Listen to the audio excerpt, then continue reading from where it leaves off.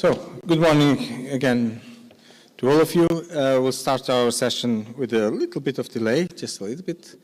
And we'll go straight to our speakers in the morning. We'll start with Gerald Koessl. It's Koessl? So it's Gerald is a member of the Austrian Federation of Limited Profit Housing Associations. And we know that Austria has a very interesting model, quite different from our own, with very interesting options. And so I think it will be a pleasure to hear how you are coping with this resilience fund. Okay, Gerald, please come.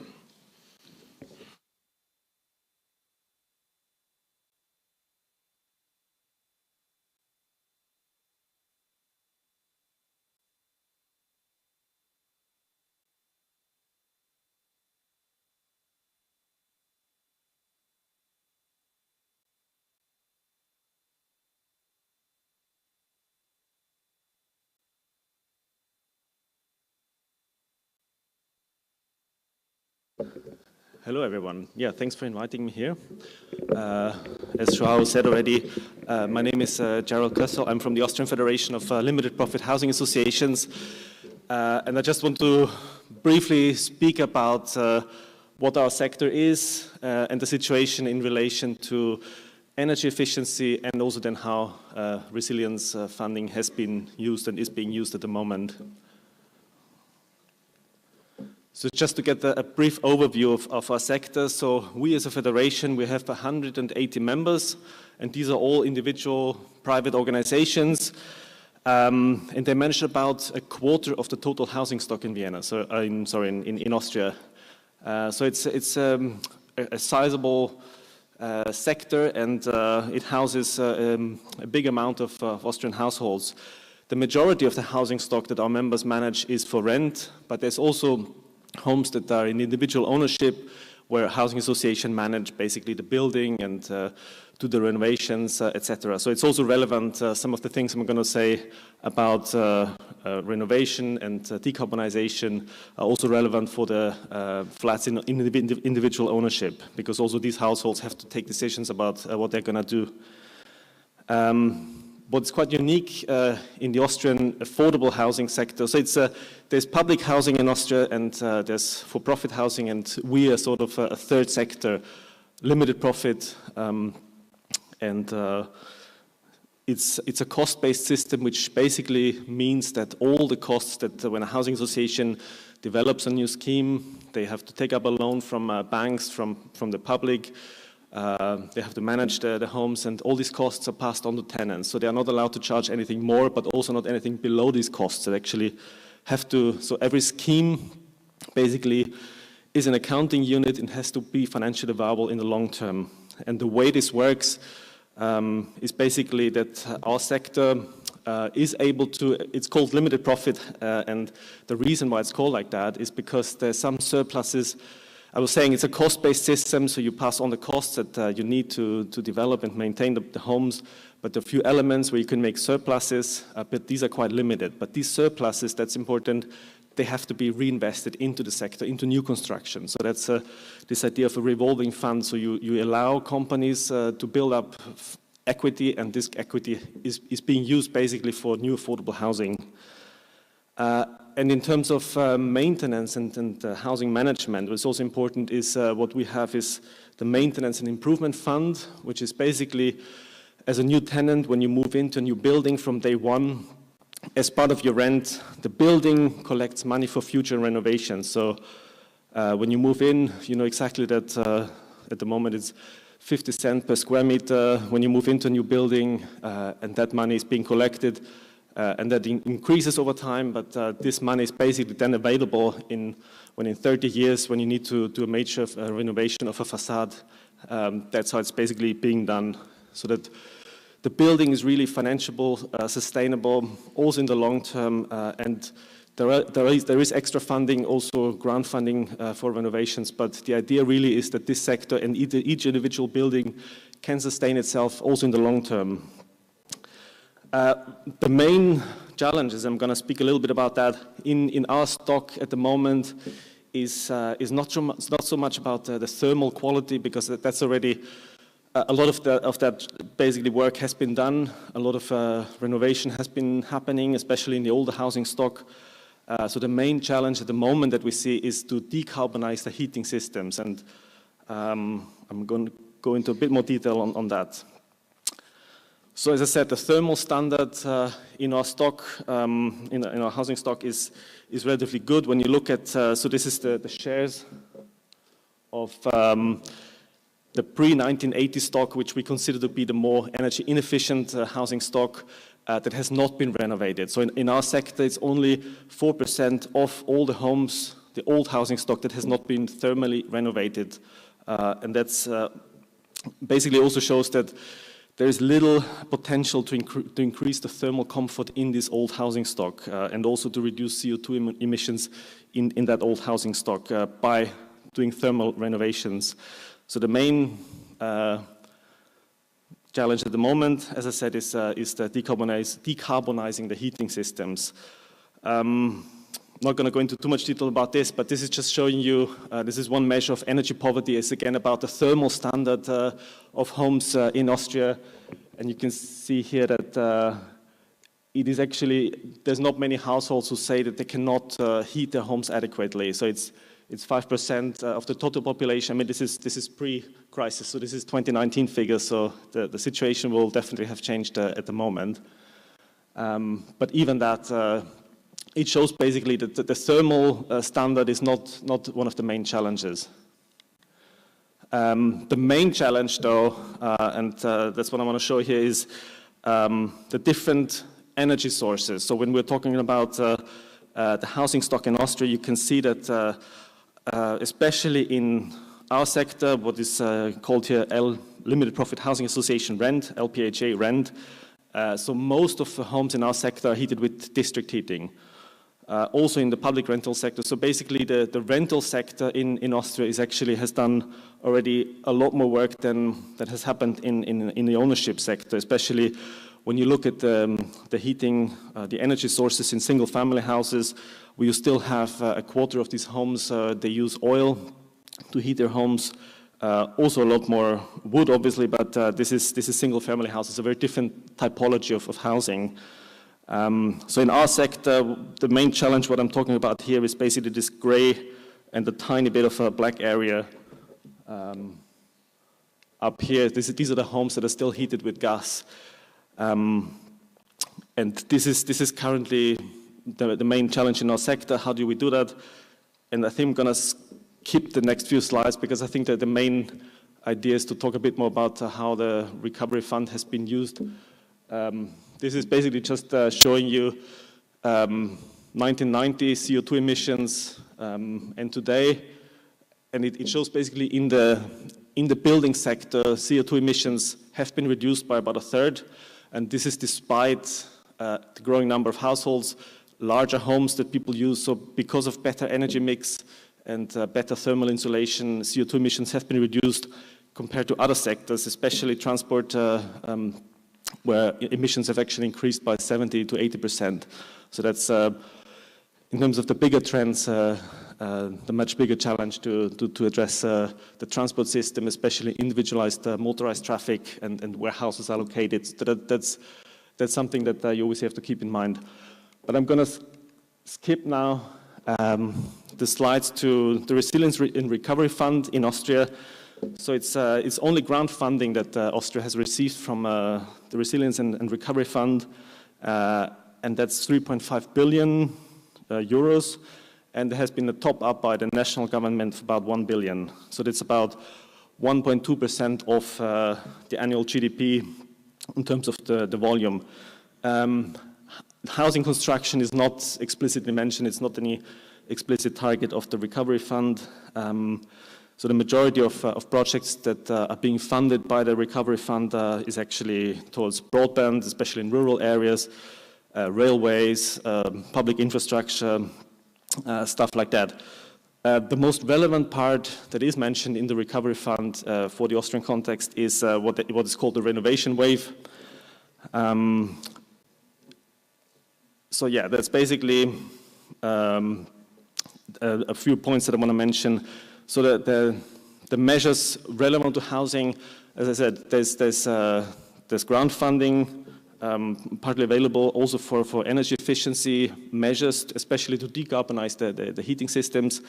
But there's also accompanied by reforms and legal changes to the legal sort of frameworks that regulate the sectors.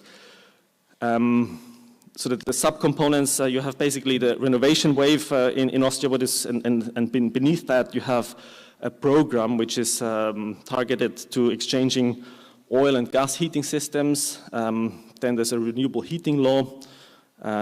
There's some funding available for targeting energy poverty specifically. And then there's another law that I'm not going to go into detail about that.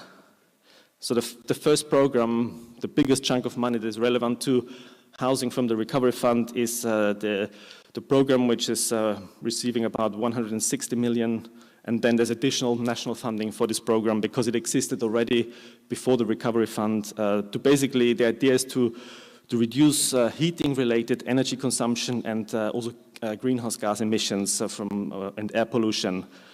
So this program basically funds from individual households to also multifamily buildings. It supports households to change oil and gas-based heating systems with renewable sources or with district heating, so to connect households to district heating where it is available.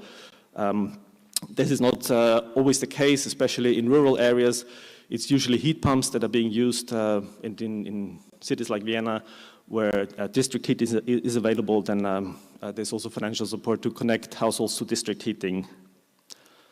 The funding is up to 7,500 euros per household, but there is also additional funding for households who are not able to pay the change of their heating systems. That's often the case in single-family houses, where households will not be able to pay the upfront cost of, which is often 15,000 to 20,000 euros. So there's additional funding for households of a lower income group available. So that's the main program, basically, from the Recovery and Resilience Fund. There's also a new law, which is quite interesting and quite ambitious, which is called the Renewable Heating Law. And this really, again, focuses on decarbonizing the heating system. So not about thermal insulation or stuff like that. It's really trying to, the target is basically by 2040, no home in Austria is allowed to use fossils anymore to heat their homes. And that's a stepwise process. So you have already from next year, you're not allowed to use connect basically new buildings to gas anymore. So you cannot, you have to basically either connect it to district heating or use heat pumps or use other renewable sources to heat new homes. And then depending on the sort of the age of the heating system, if it's a gas or oil-fired boiler, you have to replace it within the next basically until 2035 if it's oil-based, and until 2040 if it's using gas for heating. So it's a quite ambitious law, and there's still a lot of issues around that in terms of how you implement that and how you fund that. There has to be additional funding also to support households to do that, and also our members to tackle that. But there's even legal questions around how do you actually implement that, because the tenant protection in Austria is quite strong, so you can't just say to tenants, we're going to change your heating system, we're going to come into your home. You need basically the consent of tenants if you want to do anything in their homes, and that's going to be one of the main challenges. How do you actually implement that? Another 50 million euros from the Recovery Fund are used to combat energy poverty. I said before, energy poverty is not a main issue, so, but still there are households who are not able to heat their homes properly, and especially in relation to the changing of the heating system. So that's going to be the main challenge, because often when you change from a gas or oil-based heating system and you want to change to heat pumps, you also, if your house has not been thermally insulated, you need to do that, and you would often run into several costs. So not just to change the heating system, but also to do thermal insulation of the house. So the idea is that you support households, poorer households, also financially to make this transition and to be able to change both at the same time. Then there is another law, which is, I was saying, that there's grant funding, but part of the recovery fund is also to implement these laws. And one interesting element is to basically enable energy communities who can then produce energy not only within the building but across neighborhoods, and that they can supply this electricity on a neighborhood approach. It's a very different approach. And the main challenge that we have here is because it is mainly targeted to individuals, municipalities, and small and medium-sized enterprises, and some of our members, large organizations, they manage 50,000 homes, and they are currently excluded from that. And even though they would be very willing to actually engage in this and implement some of these energy communities, but it's currently a challenge, and hopefully that's going to change. So, coming to my conclusion, the thermal standard, especially in our sector, is relatively good, so a lot of work has been done already there. And I was saying a lot of funding has actually come from the system itself, so basically from people paying their rent, and as part of that rent collection, I was saying you collect this maintenance and improvement fund, and then our members basically have used this funding to do a lot of to finance a lot of the thermal insulation. So the thermal comfort is not the main challenge at the moment. Also, you can see that in the recovery fund that it's mainly targeted to changing and decarbonizing the heating systems rather than towards thermal insulation. And there's also currently a program of basically creating peer learning within our sector to bring our members together, because not everyone has the same knowledge, and to really learn from each other in terms of what has been happening already and what's the best way to go forward for different typologies of buildings. I was talking about the thermal comfort. One challenge that we're increasingly seeing rather than cold homes is actually the opposite. So in the summer, in cities like Vienna, you have something like an urban heat island effect, which is increasingly also affecting multifamily buildings in urban areas. And I think there's a whole new challenge in front of us, and that's also in the planning process of building. That's something that our members now thinking what's good ways to address that without installing air conditioning, because that's not often possible or actually allowed within our sector, because of noise pollution, etc. So there's a whole range of new challenges ahead of us, but that's probably enough from me for now. Thank you very much.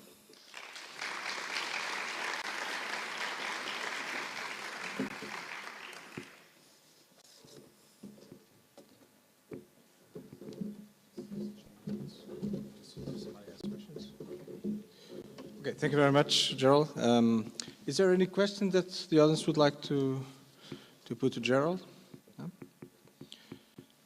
May I just have I have one question that is about the impact of this, the impact that you have, because as a system is so different than our rental system. Just to explain the impact that the increase of the interest rates now very recently due to the inflation. How does it impact the rents in your tenants? Yeah. And sorry. Yeah. And also one of the things that we've been talking yesterday was about the difficulty to execute the recovery plans due to the increase of prices in the materials and everything. So how are you dealing with that? How do you feel this? What's your numbers also? Because we have some impressive numbers and all this. So the advantage in our sector is that when our members build new homes, they usually take up very long-term loans. So usually 30 to 40 years fixed interest rates. So in the existing housing stock, there's not any main challenges, because these mortgages are fixed at, public mortgages are anyway fixed at 1% interest rate, and most of the new buildings that have been started in the last years, they had an interest rate which was almost close to 1%, so 1.5, 2% interest rate, usually from banks fixed for 20, 25 years. So that's to be in a relatively good position. But in the new construction, what's happening now at the moment is a very different story, because construction costs have gone up massively by almost 30% compared to last year. And also the interest rate environment has really changed dramatically. I mean, there's some, for example, because like the public funding in Austria comes from the regions, so there's 9 regions, Vienna is one of them, and some regions have announced already that they will increase their funding, loan funding mainly, so the element of the public loan in new construction is probably going to go up at the moment to address those challenges. But bank loans will remain, I think, a challenge, and the interest rate is definitely going to be different to what it used to be like a year ago. Okay. Any other question? No? Well, thank you, Gerald, once again. Thank you for coming to Lisbon and for sharing your presentation with us. Now, the next speaker will be Roman Matozek from is representing the Czech presidency of the European Council. So now in this semester it's Czechia who has this presidency. So he's going to share how the presidency is looking at the social housing sector and the resilience plans, but also we'll have a look on the Czech resilience plan. So thank you for these both presentations.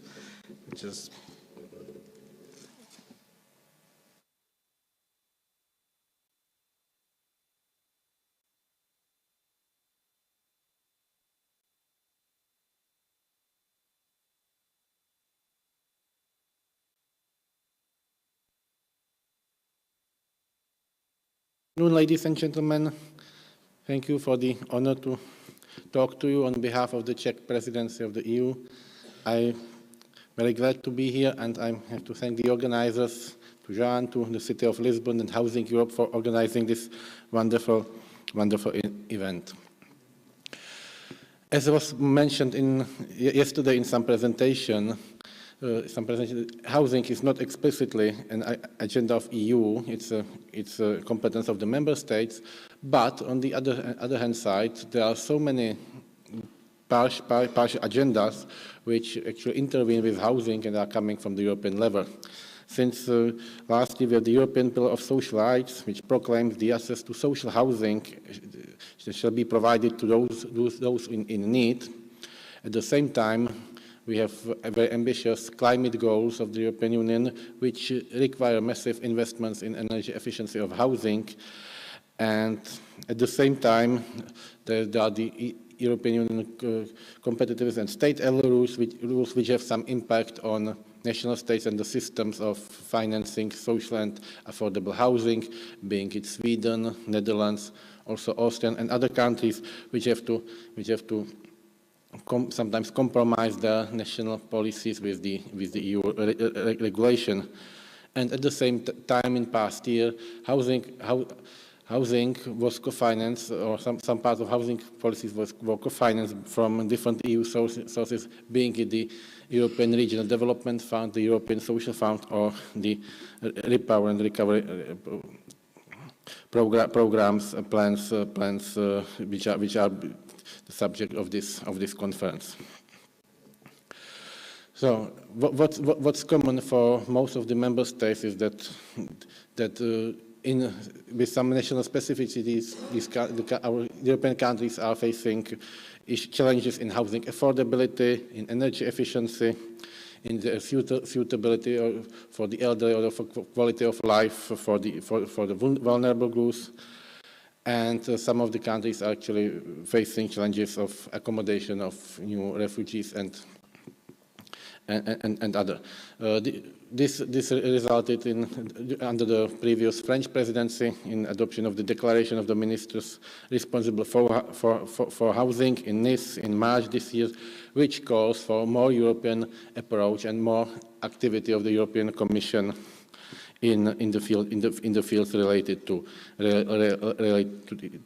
housing.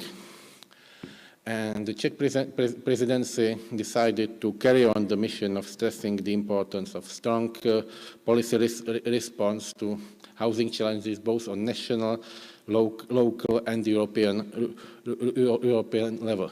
But within the broad topic of housing, the Czech presidency decided to concentrate this effort on a selected key topics which are relevant for more member states, and to work on sharing experiences and building European networks among expert practitioners and other professionals in housing, actually to speed up these European debates on European level on these key topics. Coming back to these focal points, there was a expert workshop on this Wednesday in Prague, which focused on three areas which are important in housing.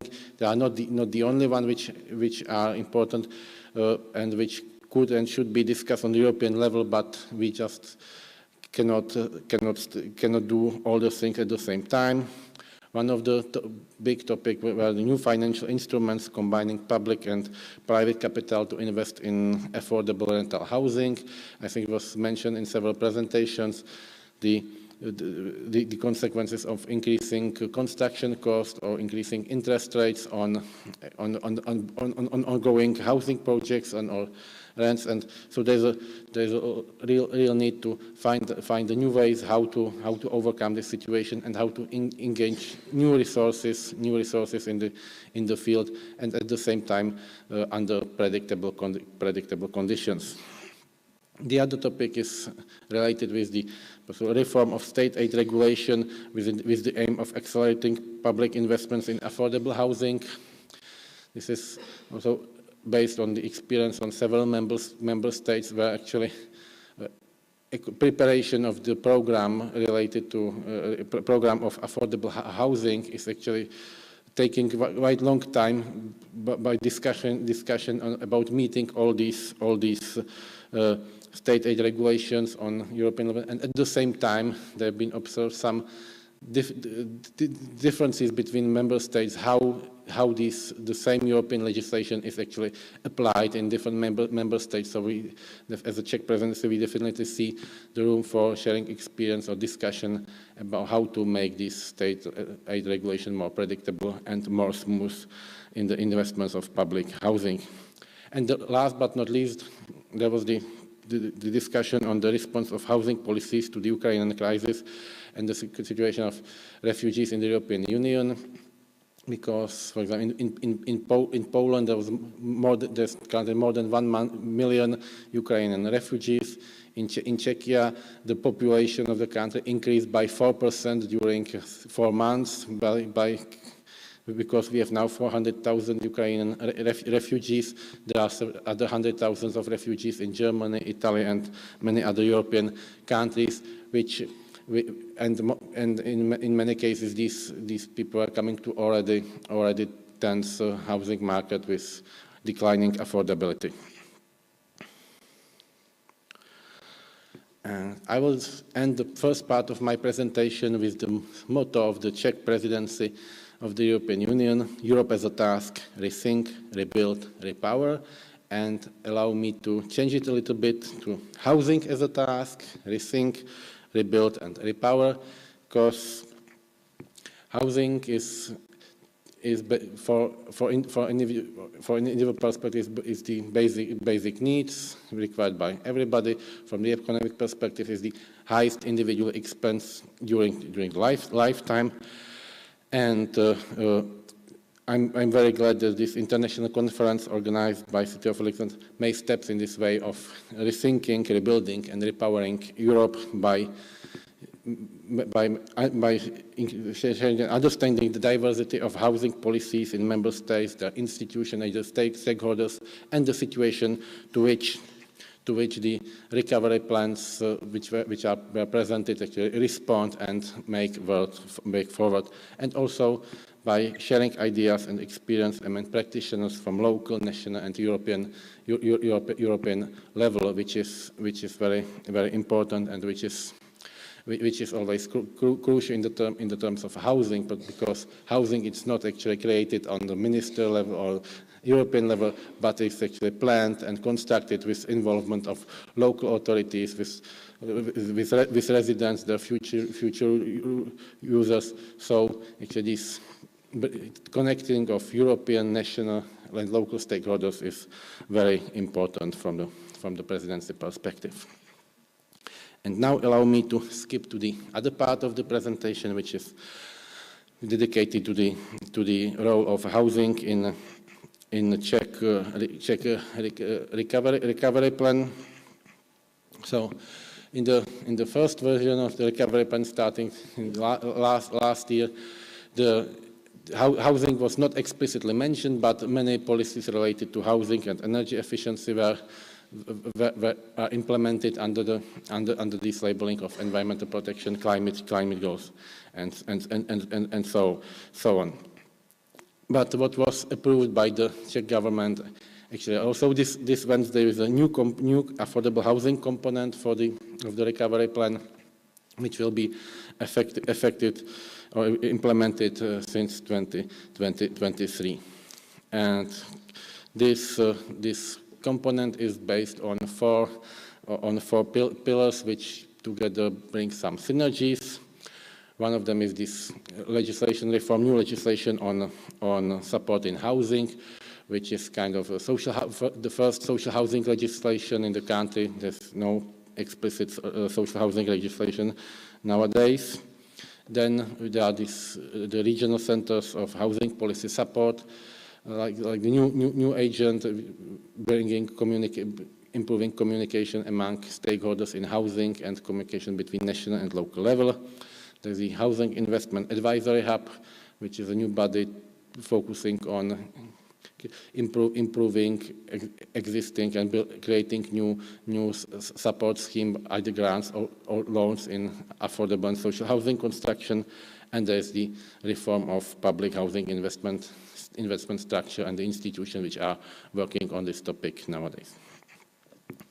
The proposed law on support in housing is actually responding to the situation of kind of lack of institutional responsibility for when it comes to working with people in homelessness or in housing needs. Because there are some labor office responsible for housing allowances. There are social services which provide shelters or some outreach social work. There are social departments of municipalities which also can provide a lot of help. And there are also some municipalities who actually provide flats for vulnerable group, but it's not their obligation. So under current legislation, at the end, there's no institution is actually responsible for housing people, for actually making sure that somebody who is living homeless or living in unstable condition or unfit flats can actually move to the stable, affordable, and decent home. And this law on support of housing is based on a combination of several tools which will help these households to get to their stable home. One of the key pillars is the housing contact points as this one-stop shop approach, like authority point where those in need could get some basic help and should be diagnosed and should get advices and should be designed further steps how to make sure that everybody who is in need of housing get decent housing as quickly as possible and as effectively, as cheap as possible. So, which means that if we have if you have about 50,000 households in housing, it doesn't mean that we need to wait until 50,000 new flats are being built, but we can use measures which get which will help these tenants, these people, to become tenants on private rental market with some help or with some schemes which will motivate the private owners to accommodate these people, and so on and so on. The other pillar which is related with this and which will help to provide more actually public housing, more housing owned by the municipalities, are the regional centers for housing policy support. This responds to a specific situation of Czech structure of local governments, because in the country of 10.5 million inhabitants, we have 6,250 municipalities. So most of the municipalities are very small. More than 2,000 municipalities doesn't own any flat. There are so about 4,000 municipalities own at least one flat. We have 1,200 municipalities which own more than 10 flats, and there are about 600 municipalities which constructed some of their housing during last 25 years. And the decision making of the municipalities is basically independent on the government. So the central government have no tool how to force the municipalities to change their housing policies or to do the step which the central government needs.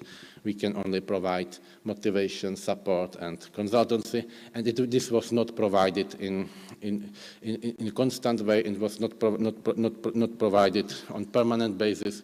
So therefore, we are now establishing these regional centers with like a team of experts who will be in close touch with all the stakeholders on the ground with local municipalities, and will support them on every step on the housing policies by analyzing their problems, designing policies, finding the best solution, helping them to decide from the alternative, by implementing the alternatives, and also by evaluating the policies and designing the changes and the way the other steps. And we hope this will bring new synergies with other activities. Then we have the activities related with investment in housing.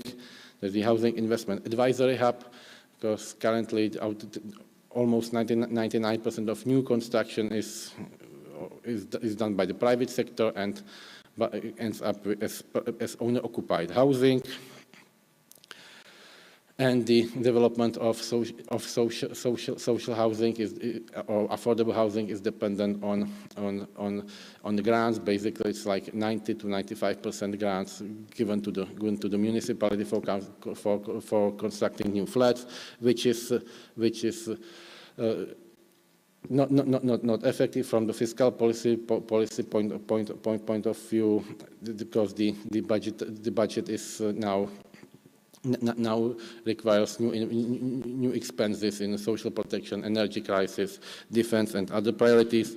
So we will create a group of experts which will actually design new program, which will be based more on long-term loans, as was mentioned in the previous presentation, or more cooperation with private bank and other investors to actually prepare schemes which will develop affordable housing as more substantial part of new housing construction.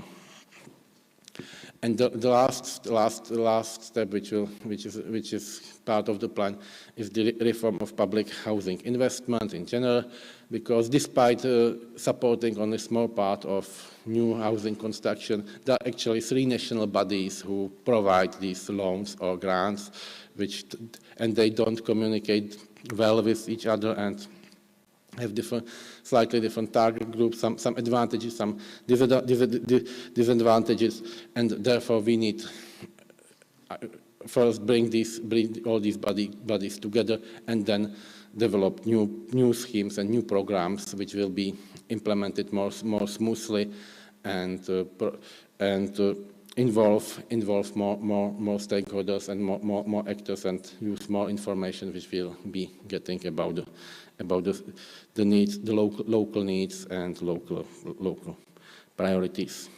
So that was the Czech recovery plans and affordable housing at a glance, and I'm now ready to answer your questions.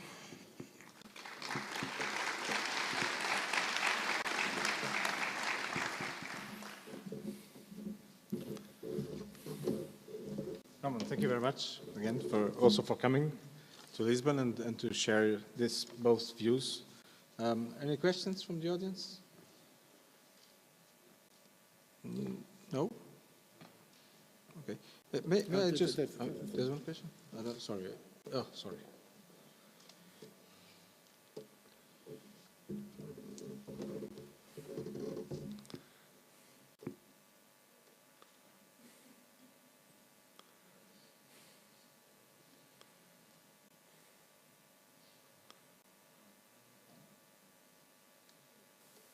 Does it work? Okay, perfect.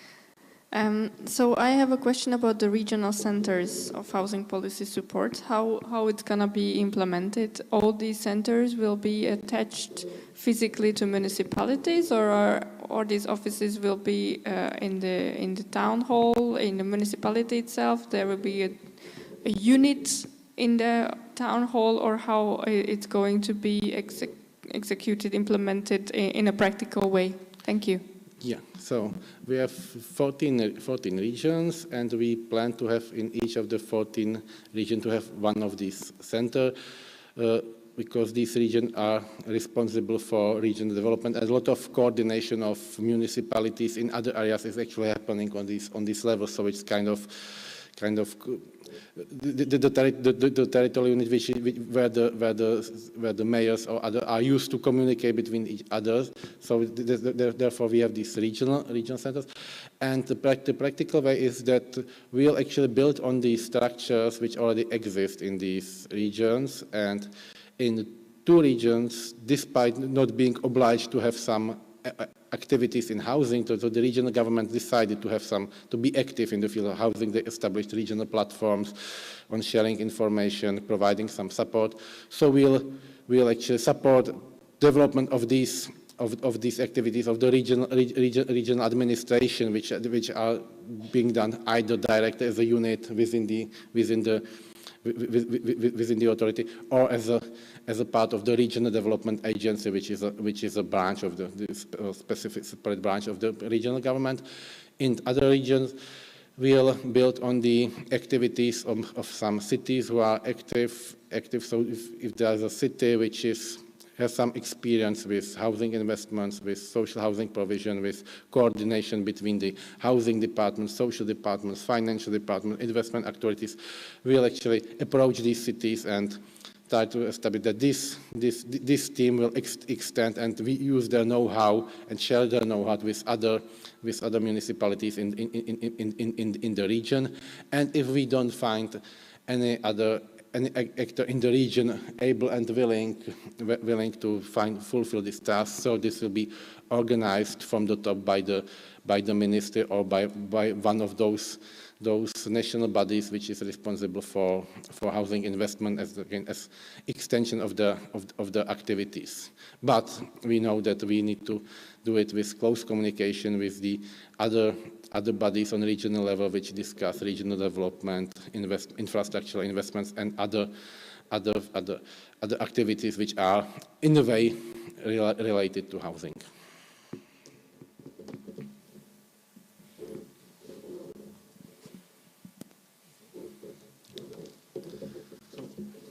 No further questions? Well, Roman, thank you very much again. Thank you. Thank you. And I hope you enjoyed Lisbon. Yeah. I know you like it. Yeah. So welcome. Thank you very much. We are going now to the closing session. Let me just ask you one thing before.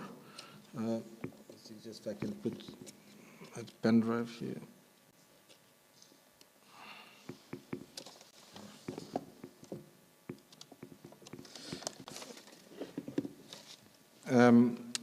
Well, the closing session, as I told, will be started in a moment. Before, what I would like to ask you, if, there it is.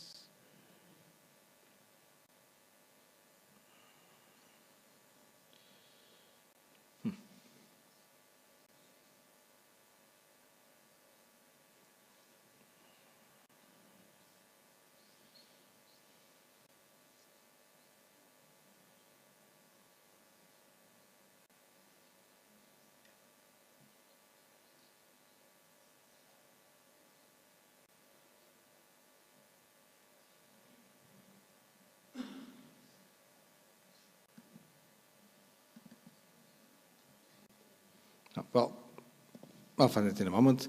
But you already received it in your email, a message with a link for evaluating this conference. So what I would like to ask you is that you access to this form. It's a very short form, so it won't take more than 1 or 2 minutes to fill it. But of course it's important for us to get to know what is your evaluation of the conference. So now I'll give the floor to Isabel Dias, is the president of the National Housing Institute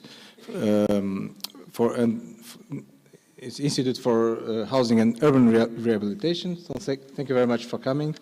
I know you have always a very busy agenda, but well, thank you very much, Isabel. Thank you. Good morning to all. I'm sorry I brought my safety net because I'm not as fluent in English as my predecessors. And so I will have to support my speech in the written paper.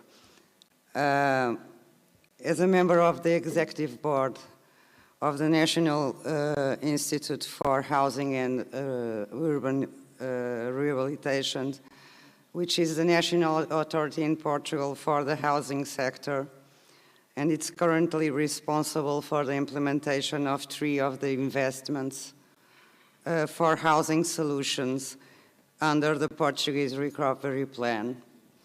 And I have to thank for asking me to do this closing session. Because our institute has now the challenging responsibility of implementing 3 of the main investment in housing under our recovery plan. As the European Union ministers responsible for housing declared early this year, providing affordable, decent, and resilient housing is a common challenge to the member states today. As we all know, the pandemic and the natural disaster related with the climate changes not only gave visibility but aggravated the 2 main problems related with housing: energy poverty and the lack of affordable, adequate housing. In accordance to this, and although with different perspectives, providing this kind of decent and affordable and energy-efficient housing was considered a main objective among the reforms and investments with the financial support under the recovery plans for many of the countries who receive funds from the European Union under these plans. The Portuguese recovery plan is a paradigmatic example of this because it's the plan that has the biggest investment in housing, establishing in its component 2, which is dedicated to housing, 6 different investments that aim to achieve the main problems, the different and main problems in the housing sector in Portugal, and most of them also that are also being happening in the rest of Europe. The Institute has the challenging task to be the intermediary beneficiary, financing final beneficiaries in these three components, investments that that is responsible for, and also is the final beneficiary in one of the investments. And so just I will give you a short idea of what it means and what the aims are with these investments. First of all, we have two of the investments are supported with a non-repayable financial support. And the objectives, we call it in the Institute Investment 1 and Investment 2. The Investment 1 it's the support program for access for housing. And it aims to provide social housing accommodation, but also renovation and construction. Solutions for families who are in greater needs and do not have the financial capacity to be able to guarantee the adequacy of their own housing. Investment 2 is the National Emergency and Temporary Accommodation Loan Grant, which aims to provide temporary or emergency accommodation to vulnerable special groups, like the ones that are deprived from their homes for any natural or event, or also for those who don't have, who need a home because they have to leave the house where they live, or because they simply don't have one, including victims of domestic violence and the homeless. And then there's the third investment. The third investment, which is investment 5, because there are two in the middle that the Institute is not responsible for.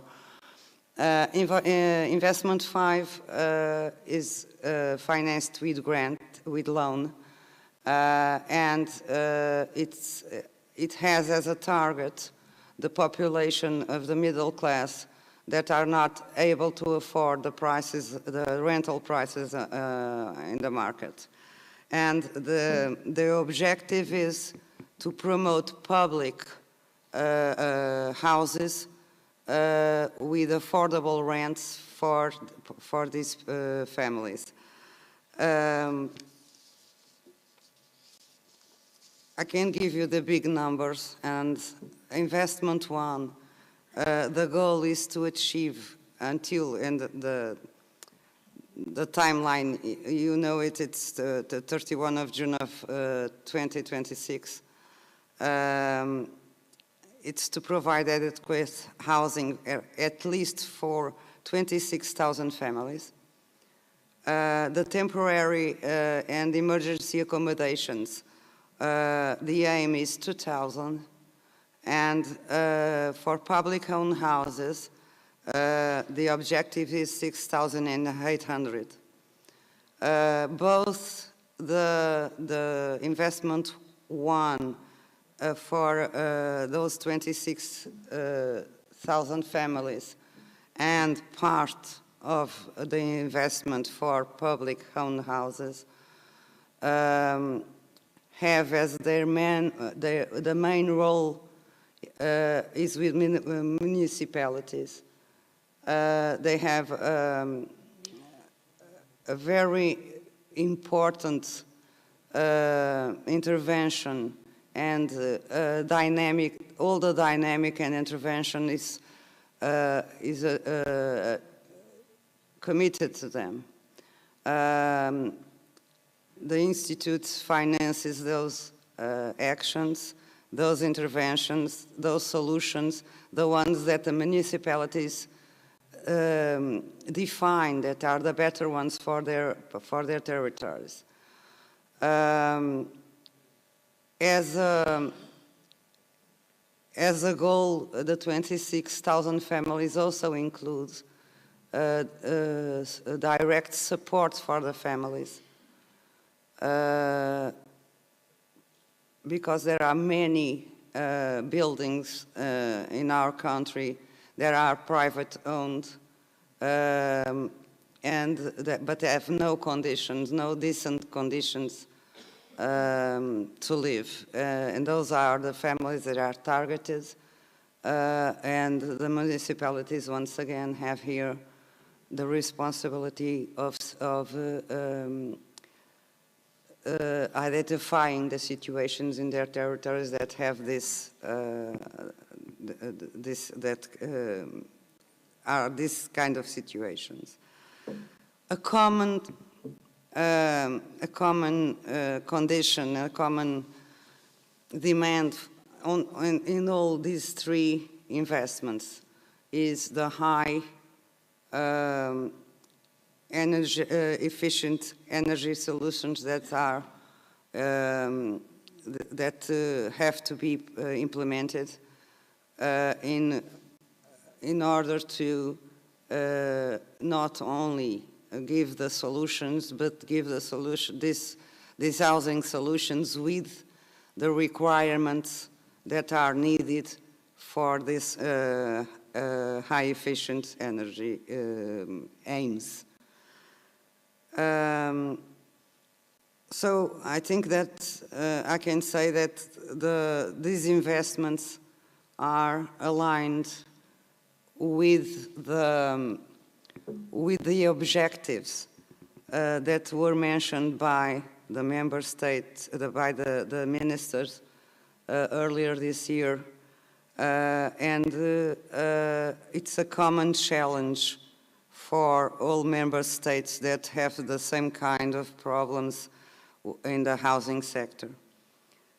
But one of the things that the ministers also said in Nice was the need to strengthen the knowledge and collaboration between member states and their institutions and authorities with responsibility in the housing sector as an essential action to provide an effective answer to the challenges ahead. And this conference, I want to congratulate the promoters, because this conference on social housing and recovery plans, paths to solutions, is a good example of how to ensure that exchange of knowledge and that collaboration. Thank you.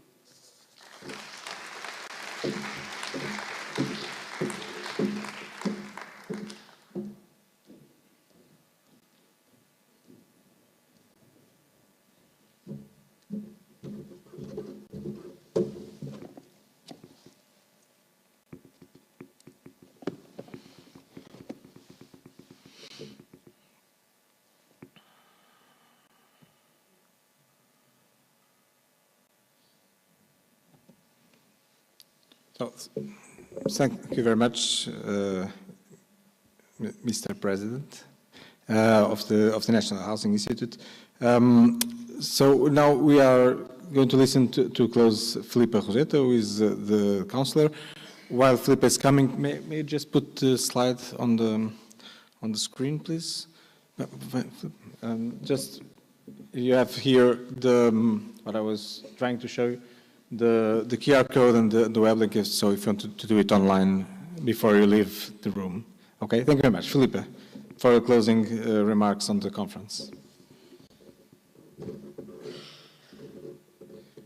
Let me just, because Filipe will end and then we'll all go, just to thank you for the opportunity to organize this conference. And it was possible only also with the help of Shana Campos, who is right here in the front. So thank you very much. And, so thank you.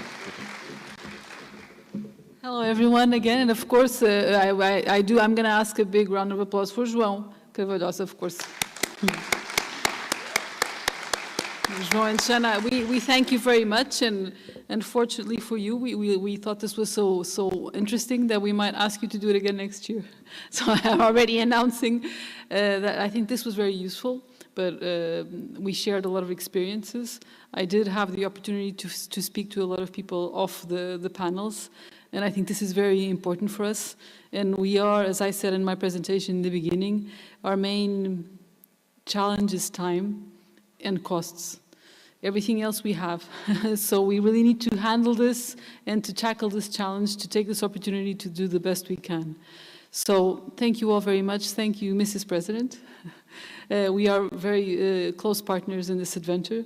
And in my first presentation, we concluded that it's going to have to be the best year of the past century. So it really is a very big challenge.